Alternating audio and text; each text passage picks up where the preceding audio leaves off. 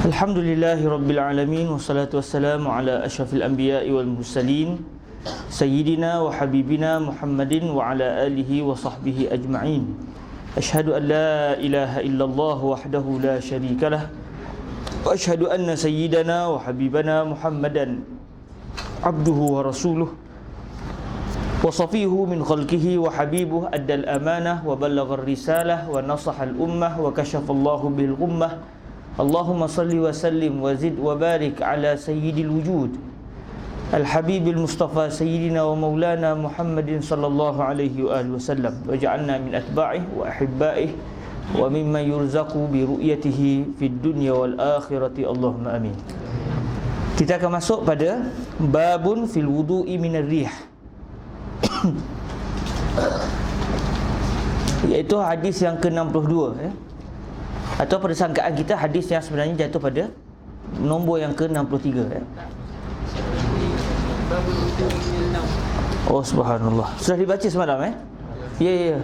Yang besar dan kecil itu, betul ingat.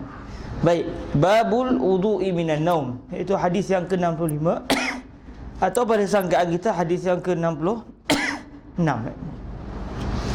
Bismillah.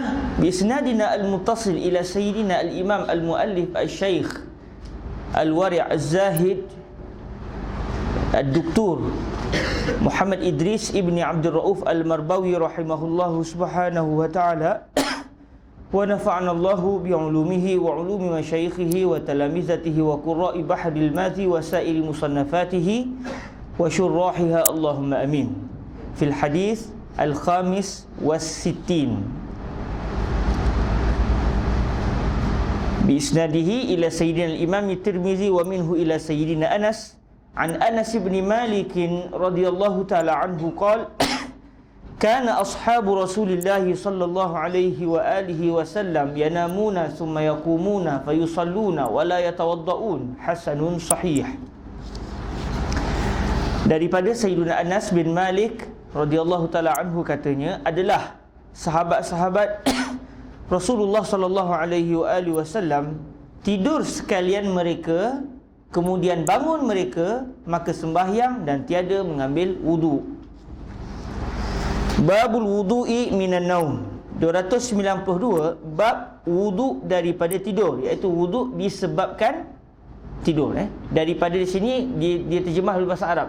Al-wudu'u minan naum, ai al-wudu' bisababin naum, kerana di antara makna min adalah as-sababiyah ataupun bayaniyah. Bab wuduk daripada tidur. Ketahuilah kiranya ya saudaraku, tidur itu pun satu perkara yang boleh jadi membatalkan air sembahyang. Maka di sini telah didatangkan dua hadis oleh Abu Isa At-Tirmizi. Pertamanya riwayat daripada Ibnu Abbas radhiyallahu anhuma, dan maka tiada didatangkan dan tiada diterangkan dia oleh dhaifnya. Maksud dia, Syekh dia kata hadis ni saya tak datangkan dalam kitab ini kerana hadis ini statusnya dhaif. Bukan kerana tak boleh terima hadis dhaif, tetapi kitab ni adalah kitab ringkasan. Kitab ni adalah kitab ringkasan, jadi Syekh Idris pilih mana-mana hadis yang beliau ingin pilih. Dan keduanya hadis riwayat daripada Sayyidina Anas, demikian bunyinya. An Anas bin Malik radhiyallahu ta'ala anhu qala kana ashabu Rasulillah sallallahu alaihi wa alihi wasallam yanamun. Diriwayatkan daripada Anas bin Malik radhiyallahu anhu, katanya adalah segala di sini merujuk kepada sahabat tertentu yang ada di masjid ketika itu, bukan semua para sahabat Nabi Adalah segala sahabat Rasulullah sallallahu alaihi wasallam tidur sekalian mereka itu. Kerana tak kala, ini kalau kita tengok, ini adalah huraian daripada Syekh Idris dan huraian ini sebenarnya juga dipetik daripada hadis yang lain, menceritakan kisah bagi hadis yang ke-65 ini secara panjang lebar. Kerana tak kala hendak sembahyang Isyak dan Bilal pun sudah qamat, maksudnya sudah pun iqamah, maka berkata satu orang daripada sahabat Rasulullah sallallahu alaihi wasallam, "Ya Rasulullah, hamba ada sedikit hendak cakap kerana hajat." Maka Nabi pun bercakap dan terhenti sembahyang. Bukan tengah semayang sebenarnya tak mula lagi semayang. Sebelum Nabi takbiratul ihram, qomat dah selesai, semua dah berada dalam saf. Tiba-tiba ada seorang sahabat kata, "Ya Rasulullah, saya ada benda nak cakap dengan Nabi." Nabi pun tidak memulakan salat dan bercakap dengan sahabat tadi, sehingga para sahabat lain tunggu punya lama dah sampai mereka tertidur. Mau sejam dua dalam keadaan semayang isyak, sejam 2 jam sampai para sahabat tidur. Menunggu lamanya sahabat yang seorang tadi bercakap dengan baginda Nabi SAW. Dalam keadaan ucapan mereka hanya mereka berdua sahaja, tidak ada orang ketiga. Baik, para sahabat lain tengok, dengar, tapi tak tahu apa butir perbincangan Nabi dan juga sahabat tersebut. "Ya Rasulullah, hamba ada sedikit hendak cakap kerana hajat." Maka Nabi pun bercakap dan terhenti sembahyang. Tak jadi nak memulakan sembahyang. Maka segala sahabat menanti hingga tidur-tidur mereka itu mengangguh-ngangguhkan kepala. Mengangguk-nganggukkan kepala. Tengok huruf hamzah kat saya punya tu jadi huruf ha. Maafkan saya. Maka segala sahabat terhenti. Maka segala sahabat menanti hingga tertidur-tidur mereka itu mengangguk-nganggukkan kepala. Tersengguk-sengguk. Summa yaqumun fayusalluna wa la yatawaddaun. Kemudian daripada Nabi SAW sudah bercakap-cakap itu, ia pun sembahyang. Maksudnya ia pun memulakan solat dan bangun sekalian mereka itu, maka sembahyang mereka itu sama-samanya, iaitu sama-sama dengan Nabi, dan tiada mengambil wudu. Kata Abu Isa, bermula hadis ini hasan lagi sahih, intaha.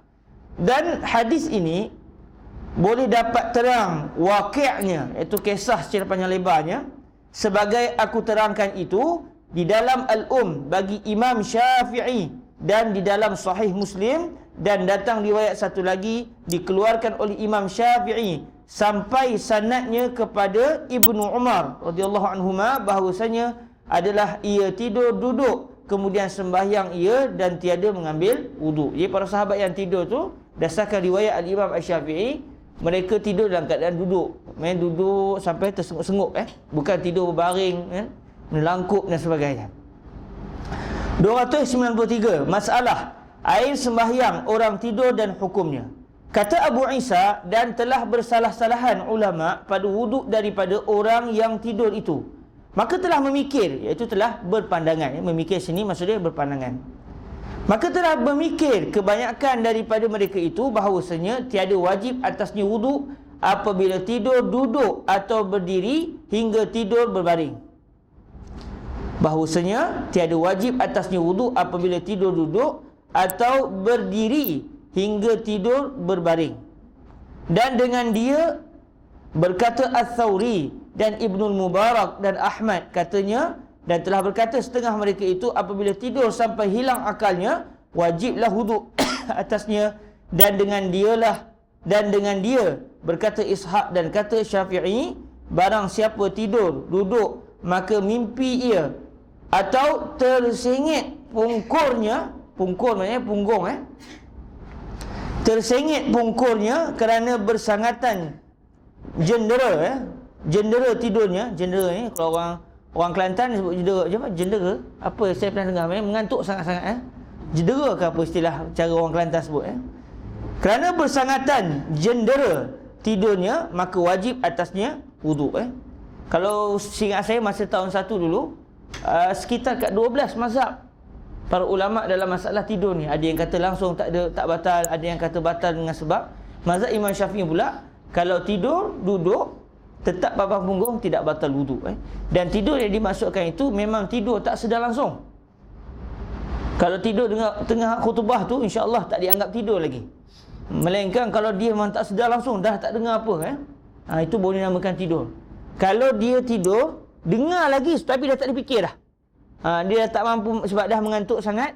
Suara masih kedengaran tapi dia dah tak dapat butir dah apa benda yang dicakap kepadanya, maka itu juga dianggap mengantuk lagi, belum lagi hukum tidur.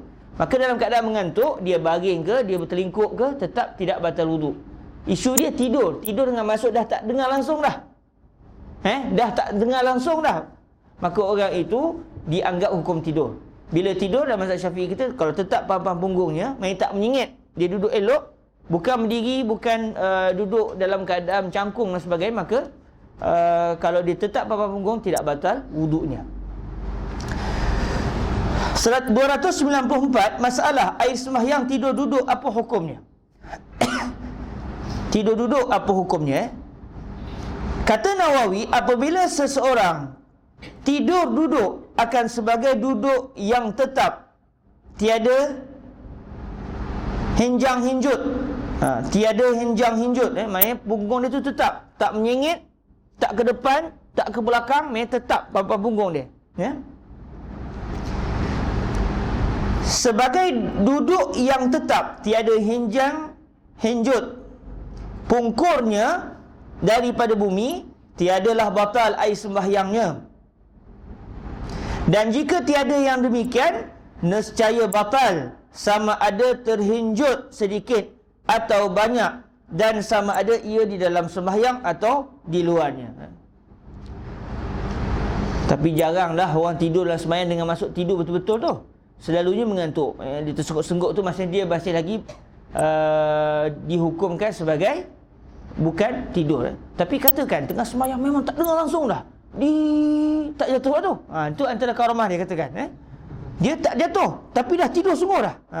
Imam baca, orang takbir, orang tahlil tak dengar langsung dah. Maka ketika itu batal sembahyang. Walau orang sekeliling kata, kami dah letak dah mikrofon ke punggung awak, tak dengar langsung bunyi. Walau orang kata begitu sekalipun, tetap batal wuduknya di sisi mazhab al-Imam Asy-Syafi'i, kerana tidur itu sendiri adalah hadas dalam mazhab al-Imam Asy-Syafi'i radhiyallahu taala anhu ardahu. Inilah mazhab Syafi'i, dan di sisinya tidur itu bukan hadas pada dirinya, dan hanya senyap ia dalil atas keluar angin, kentut kecil. Maka apabila seseorang tidur ia dengan ketiadaan tetap kedudukannya, nescaya kuatlah sangka zan akan keluar angin. Baik, pada asalnya tidur itu tidaklah dianggap sebagai hadas. Sebab kenapa tidur boleh membawa kepada betul? Sebab kemungkinan masa tidur keluar angin. Namun akhirnya mazhab Imam Syafi'i, walaupun pada asalnya tidur itu bukan hadas, tetapi akhirnya mereka menjadikan tidur itu sendiri adalah sebagai hadas, iaitu sebagai mazinnatul hadas. Sebab tu saya sebut tadi, sekiranya dia tidur dalam keadaan tak tetap papan punggung, tetapi dia letak dah kamera, suara, mikrofon, video, check betul-betul, tak ada langsung sepanjang dia tidur tengok balik video, langsung tak berlaku pembatalan wuduk, suara tak ada, orang dah letak hidung tepi tu standby, tak ada apa. Bangkit pagi, orang cakap, Syekh, awak tidur walaupun menelangkup, tak keluar apa angin pun, bolehkah dia sembahyang tanpa wuduk? Tak boleh. Sebab tidur itu sendiri sudah akhirnya menjadi hadas. Dia panggil istilahnya tanzilul mazinnah maqamal ma'innah. Tanzilu al-mazinnah maqama al-ma'innah, menjadikan benda zon pada asalnya akhirnya dianggap sebagai benda yang ma'innah, iaitu benda yang memang pasti seakan-akan telah keluar hadas. Tanzilul mazinnah maqamal ma'innah.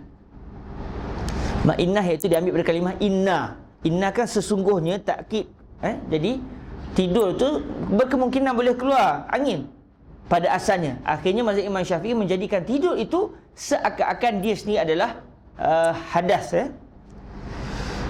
Apabila okey, dan di sisinya tidur itu bukan hadas, iaitu pada asalnya, pada dirinya, dan hanya senyap ia dalil atas keluar angin, kentut kecil. Maka apabila seseorang tidur ia dengan ketiadaan tetap kedudukannya, nescaya kuatlah sangka, iaitu zan, akan keluar angin. Maka dijadikan oleh syarak akan ini ghalib seperti tahqiq, iaitu tanzilul mazinnah maqamal ma'innah. Dan apabila adalah tetap kedudukannya, maka tiadalah kuat zan akan keluar. Tapi kalau contoh dia tetap papan punggung, bagi-bagi tidur, dia nak sembahyang, kata Syekh, masa entah tidur tadi kami tengok macam-macam drama yang berlaku, pergilah ambil wuduk. Ketika itu bila ramai yang bagi tahu begitu, dia hendaklah berpegang dengan pendapat yang pandangan yang ramai. Tapi kalau seorang je beritahu, ketika itu dia tidak wajib mengikut pendapat orang tadi, sebab mungkin orang tu tipu, mungkin orang tu tersilap. Tapi kalau contoh dia tidur kat masjid, orang qiyamul lail, dia tidur, lepas habis orang qiyamul lail, dia tak qiyamul lail juga. Akhirnya bila orang nak bangkit sembahyang subuh, dia pun bangkit. Orang kata, Syekh, pergilah. Kami masa qiyamul lail tadi terganggu sungguh. Macam-macam lagu ada, roncong, trash, semua keluar. Kentut besar lah tu mana. Maka sampai satu masjid kata begitu, dia hendaklah berpegang dengan pendapat al-mutawatir. Mutawatir dalam masjid tu. Baik, pasal ni kalau secara panjang lebarnya kita boleh buka dalam kitab fiqh. 295, masalah hilang akal, batalkah air sembahyang? Sebab tidur ni seakan-akan dia hilang akal, tapi tak hilang sebenarnya. Dia tak jadi macam mabuk, dia tak jadi macam orang pitam, orang pingsan, tapi dia hampir-hampir sikit. Hampir-hampir. Masalah hilang akal, batalkah air sembahyang? Kata Nawawi, telah ittifaq ulama atas bahawasanya hilang akal dengan sebab gila dan pitam dan mabuk arak atau mabuk tuak, dan mabuk arak atau mabuk tuak atau beng. Orang Arab panggil beng, beng, iaitu ganja, atau ubat. Ini semua sebab yang baru sampai hilang akal, nescaya membatal ia akan wuduk, sama ada sedikit atau banyak, dan sama ada tetap kedudukannya atau tidak. Dia pengsan dalam keadaan duduk, lepas 10 minit dia tersedar. Batal tak wuduk dia? Batal. Walaupun orang kata, Syekh, ente tak buat apa, wuduk pun elok je, ente pengsan pegang kaki tu, tak buat benda lain. Elok, tak keluar apa, suci bersih. Maka walau keadaan begitu sekalipun tetap batal wuduk, kerana hilang akal membawa kepada pembatalan wuduk. Tanzilul mazinnah maqamal ma'innah. Dan sama ada tetap kedudukannya atau tidak. Kata ashab kita, Nabi ada tidur berbaring hingga mendengkur. Nabi tidur akhirnya sambil berdengkur. Kata Syekh Yusri bin Rusdi, dengkur yang dimasukkan dalam hadis cerita pasal Nabi berdengkur ni bukan berdengkur dengan maksud yang kita tahu tu, yang sampai kan bunyi pun orang boleh gelak tak. Tidak ada benda yang aib pada baginda Nabi. Cuma maksud tidur berdengkur Nabi tu nafas Nabi menunjukkan betapa Nabi itu tidur secara nyenyak. Contoh macam tidur dalam keadaan suara baginda Nabi itu tidaklah membawa kepada keaiban. Kalau orang tidur berdengkur, kan ada seorang sahabat saya tu, kami pergi satu program masa pilihan raya kecil di Kuala Terengganu dalam 2 tahun lepas atau setahun lepas. Jadi saya daripada wilayah dengan sahabat-sahabat daripada wilayah, kami satu rumah dalam pilihan raya tu. Cerita politik pula dia kebetulan nak cerita ada dia punya syahid dia tu abai kelam benda tu, nak cerita yang syahid dia tu. Jadi kami bertugas untuk kempen pilihan raya. Jadi ada seorang sahabat tu daripada Sentul atau daripada Kuala Lumpur lah.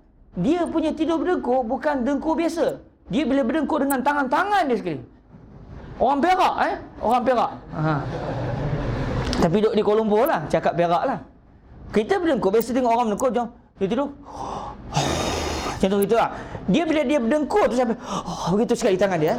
Ana mula-mula terkejut, kenapa ni? Dia kata, kawan kata tak, biasa Ustaz. Memang beginilah keadaannya. Dia kaki dia main, dia bersenam sekali masa tidur tu. Jadi memang aib lah, tapi nak buat macam mana dia begitu kan. Kita tanya juga, cek doktor, dia kata memang doktor kata tak ada masalah. Itu irama je, siapa yang kahwin dengan dia bandar kahwin. Siapa yang kahwin dia dapat pahala lebih lah. Dan juga kawan-kawan rapat dia dapat pahala lebih. Memang kalau tidur, orang tak tidur dengan dia lah. Jadi baginda Nabi berdengkur, tapi bukan berdengkur dengan suara yang mengaibkan. Sebab Allah Ta'ala tidak menjadikan pada baginda Nabi itu sebarang benda yang tercela dan menyebabkan orang tak suka pada Nabi. Tak ada benda yang tidak indah pada baginda Rasul sallallahu alaihi wasallam.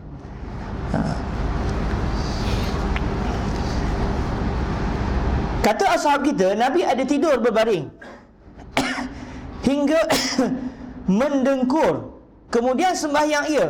Maka kerana apa tiada batal wuduknya, iaitu wuduk baginda Nabi?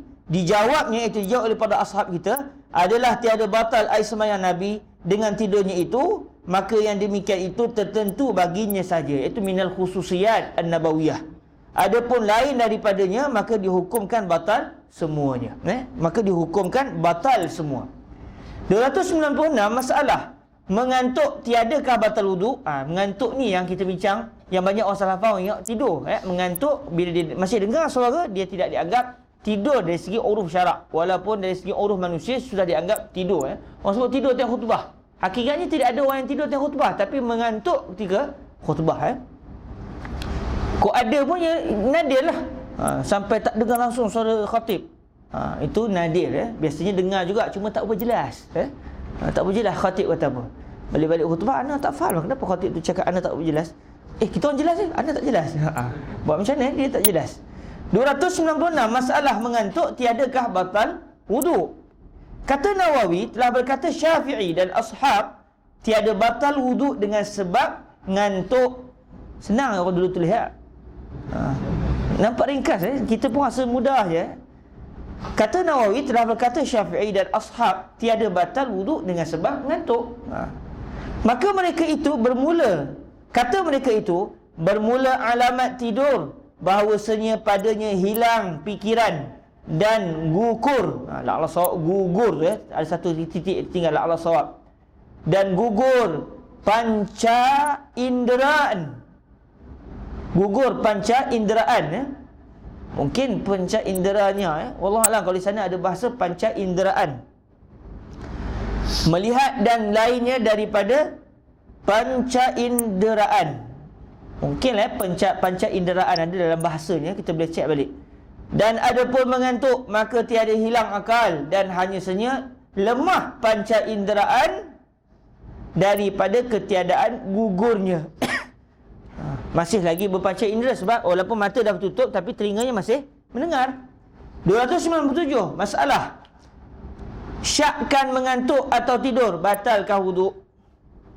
Nak ceritanya para hadirin, kalau betul-betul kita dakik setiap masalah yang Syekh dia bawa ni, alim kita tuan-tuan.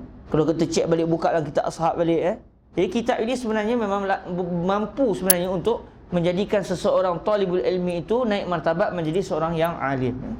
Sebab masalah-masalah yang dibawa, kalau kita buka dalam kitab yang menghuraikan syarah Imam At-Tirmizi, rasanya kitab Bahrul Mazi ni lebih banyak huraiannya berbanding dengan kitab contoh Tuhfatul Ahwazi ataupun Aridah Al-Ahwazi. Walaupun kitab ini juga mengambil daripada dua sumber, daripada khususnya bersumber Aridah Al-Ahwazi.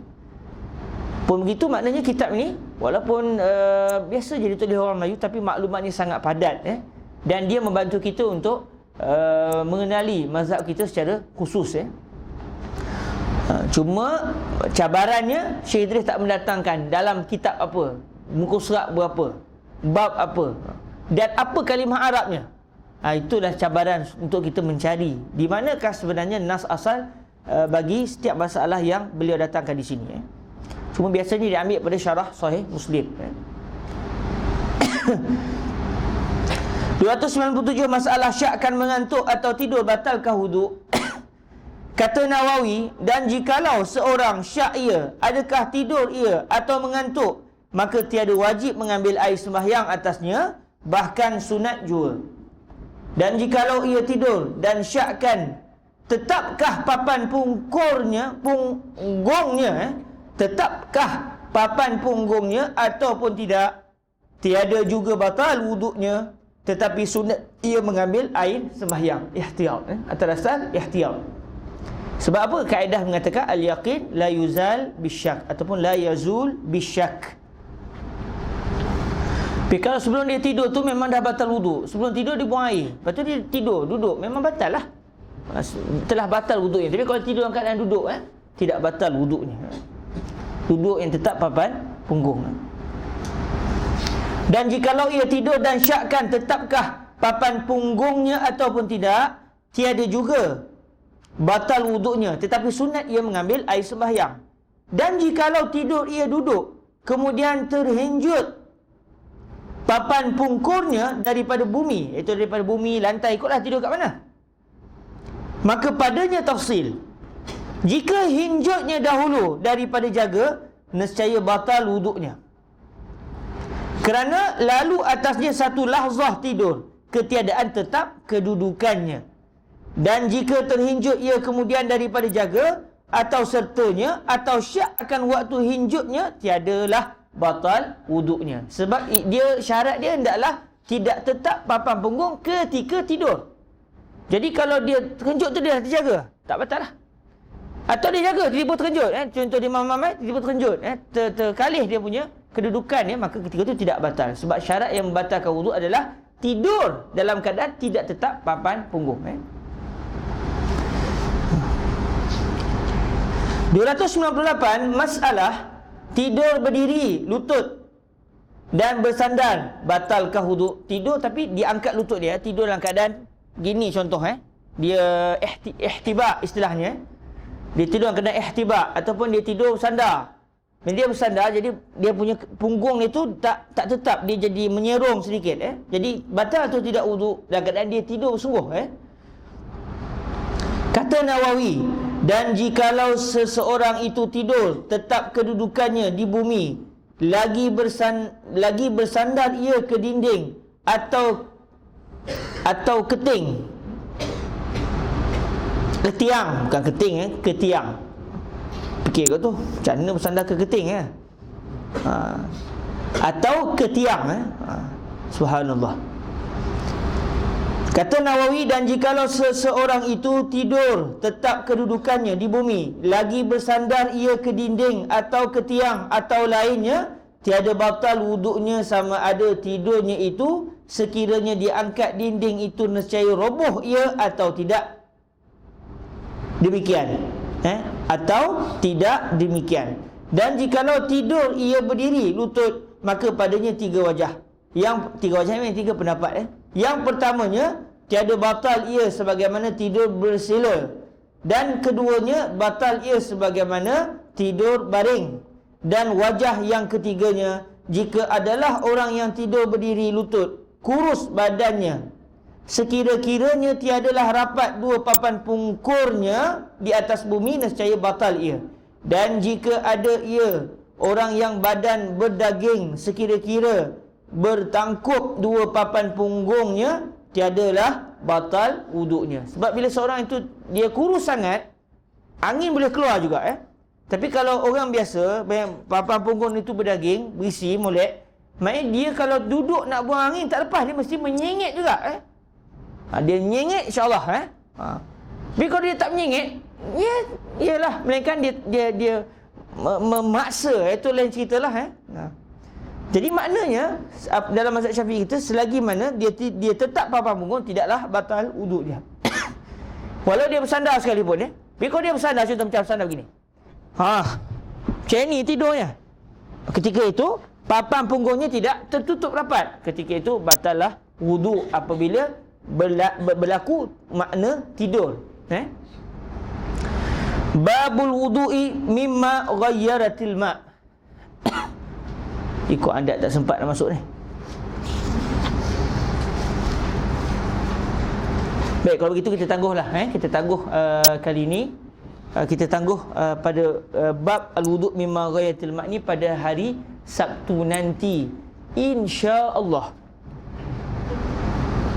Sebab esok insya-Allah Fadilatul Syekh Yusri bin Rushdi akan mula mengajar kembali Sunan At-Tirmizi di Al-Muqattam.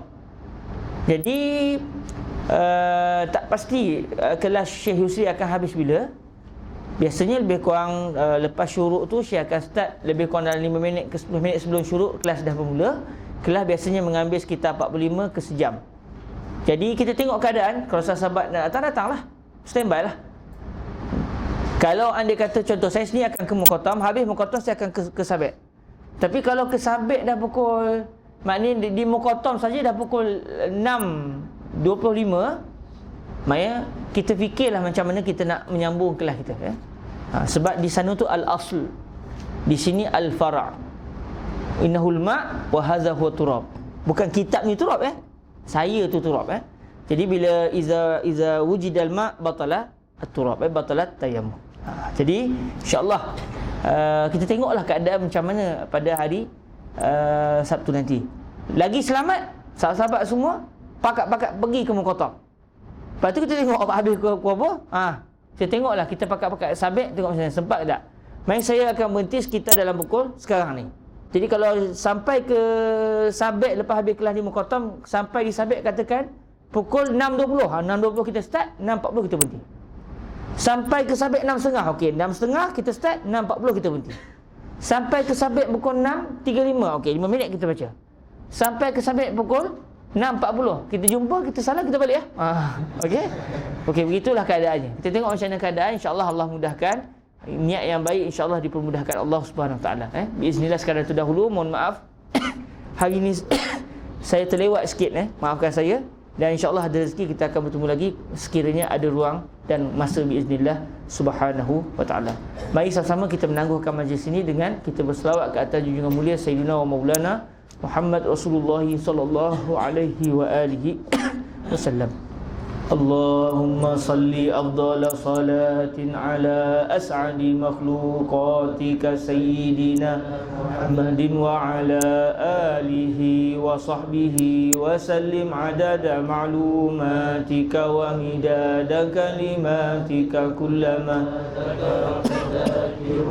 wa ghafala an dhikrihil ghafilun. Allahumma salli afdala salatin ala as'adi makhluqatika Sayyidina Muhammadin wa ala alihi wa sahbihi wa sallim adada ma'lumatika wa midada kalimatika kiruna wa ghafala an dhikrihil ghafilun. Allahumma salli afdala salatin ala as'adi makhluqatika Sayyidina Muhammadin wa ala alihi wa sahbihi wa sallim adada ma'lumatika wa midada kalimatika kullama zakaraka dzakiruna wa ghafala an dhikrihil ghafilun.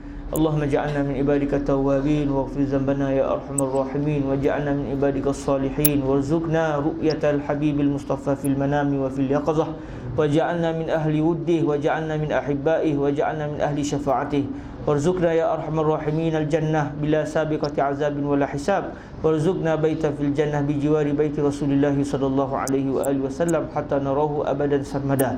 Rabbana atina fid dunya hasanah wa fil akhirati hasanah wa qina azaban nar. Wa sallallahu ala sayyidina wa maulana Muhammadin wa ala alihi wa sahbihi wa baraka wa sallam. Alhamdulillahi rabbil alamin. Taqabbalallahu minkum. Assalamualaikum warahmatullahi wabarakatuh. Subhanakallahumma wa bihamdik asyhadu an la ilaha illa anta astaghfiruka wa atubu ilaik. Bismillahirrahmanirrahim. Wal 'asr innal insana lafi khusr illa alladhina amanu wa 'amilus solihat wa tawasaw bil haqq wa tawasaw bis sabr.